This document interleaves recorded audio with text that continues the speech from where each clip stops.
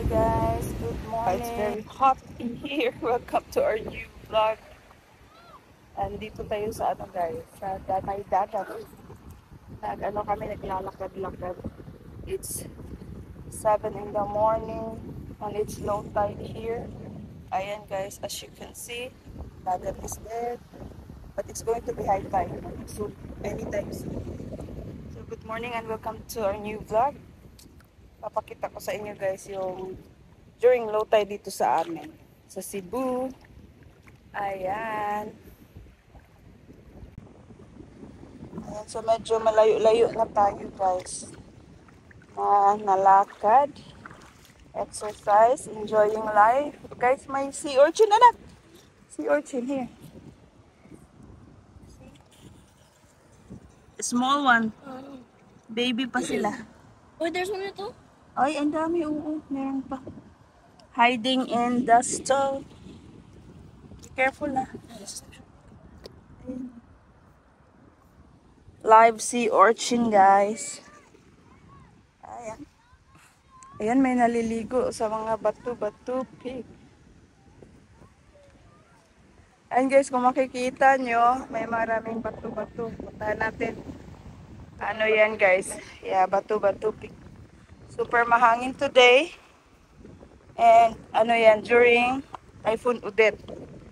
So, ganyan ang nangyayari. During typhoon or after typhoon, may mga ganyan guys na ganap. May mga bato dahil sa laki ng alon pag may bagyo dito. Especially super typhoon. Ayan, yung iba, ginawang inano nila lahat, inipon lahat. Ganyan ginagawa namin before guys, yung maliit pa kami. Nag-iipon namin, tas ano kami, tatalon dyan pag high tide na. Diyan kami maglalaro kumbaga. Ito din yung playground namin nung maliit pa kami guys. Dito. Yung playground, kuha ng mga seashells. At the same time, maglalaro. Ayan guys, ang daming bato.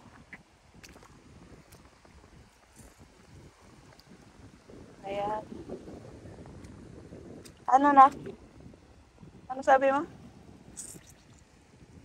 We're very far na ba? We're going na back?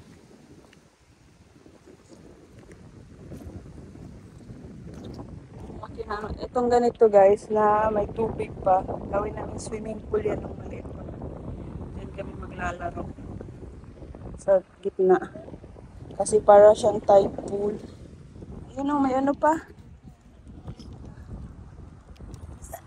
Sea urchin niya. Oh, may isda pa. Kasi may kasamang isda yan. Oh, see? Oh, it's moving. Yan, sea urchin is moving.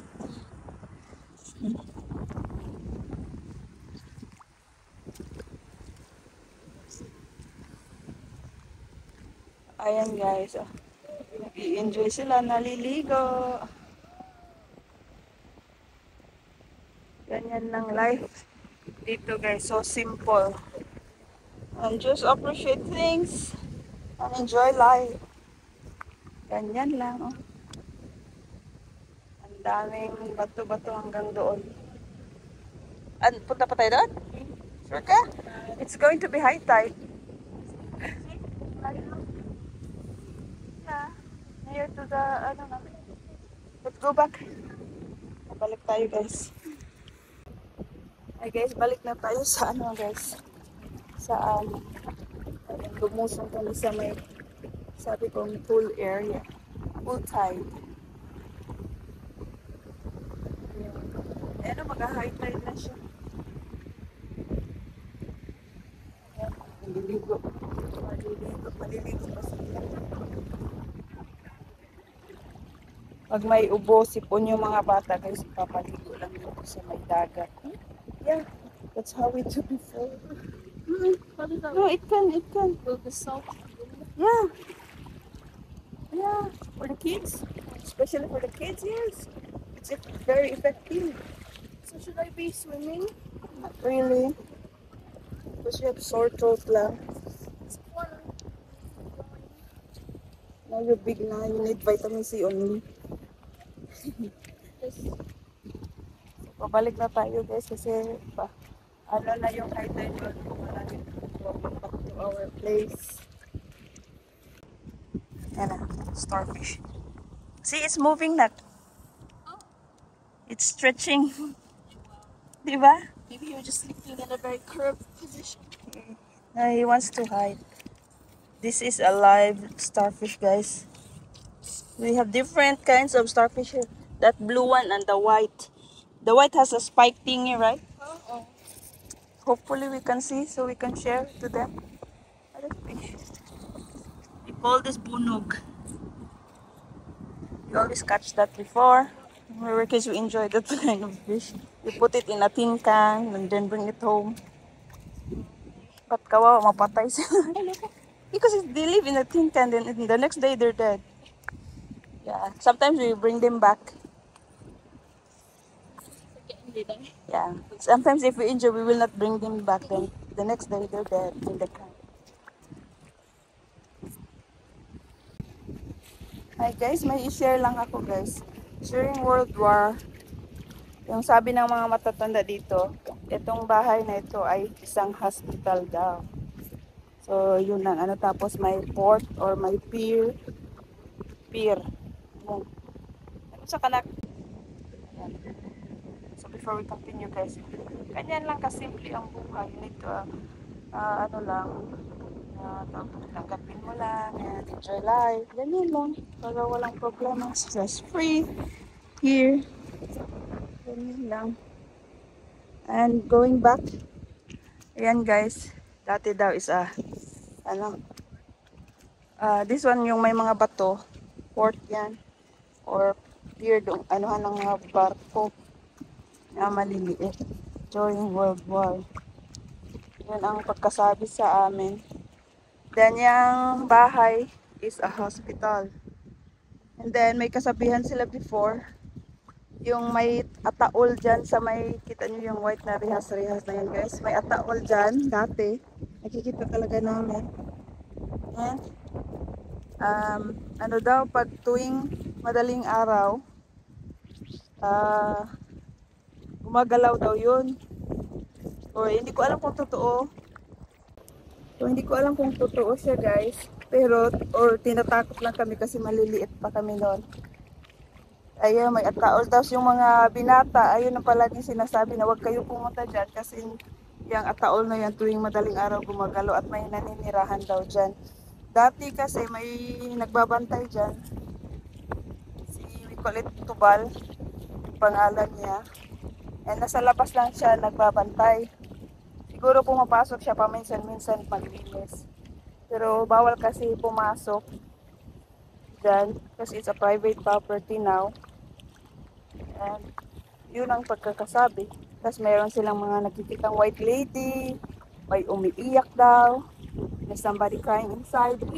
Yeah, then the white lady not going somewhere sa baba at sa taas.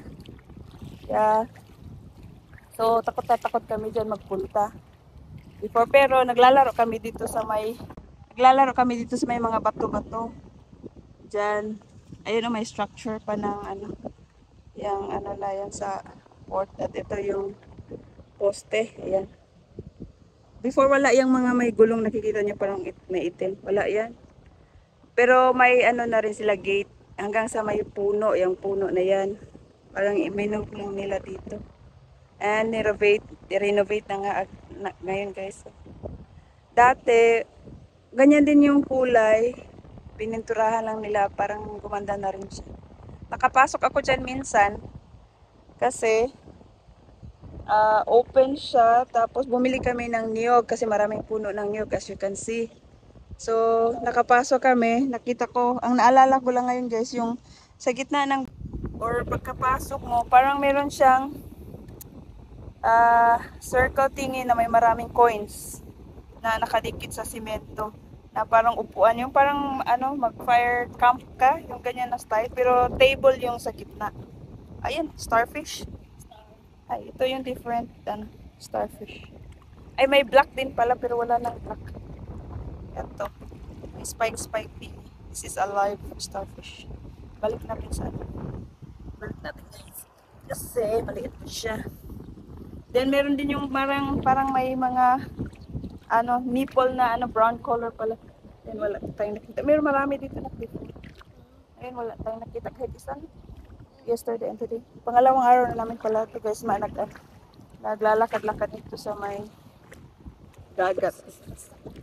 So balik tayo dyan guys sa ano tawag dyan? Sa hospital na yan. So nakapasok ako. I tried to ano yun dyan inside. Pero hanggang ano lang ako. Hindi ako umakyat kasi hagdan na yan yung may second floor. May hagdan. Hindi na ako umakyat kasi natatakot ako. Hanggang dun lang ako. Tapos lumabas ako. Mabilisan na. Yeah. One time kasi bumili kami ng nyug dun. Coconut. Kasi nagbibenta yung si Manong Tubal. Wala na siya. He's dead. The one caretaker of that before. Kasi yung may-ari talaga before guys, yung maliit pa kami, hindi siya nagpupunta dyan. Or once a year or twice a year lang. So si Tubal lang ano, very strict yun. Nagagalit pag pumasok sa ano. If you pass the gated thing. Yeah. Yan. Pero maraming niyog, kaya maraming bumibili. So sometimes nakapasok ka pag bumili lang. Kaya yun nakapasok na ako sa bahay. Dahil din. So yun ang istorya niyan guys. Tinatakot kami. Yan sa hospital na yan. Yung mga ano, sorry guys. Sinisipon yung ano. Tawag dito? Basta yung mga matatanda, pati matatanda, tinatakot kami dyan. Yung mga kabataan before dito natutulog sa may pang, dyan sa may ano. Then, ayun, tinatakot nakikita daw nila. Yung kabao, ay yung ataul, not kabao, yung ataul. Mga galaw-galaw, pag ganyan-ganyan, pabalik-balik daw. Tapos white lady, kung ano-ano na, pang sinasabi nila. So, ayan ang storya niyan dyan guys.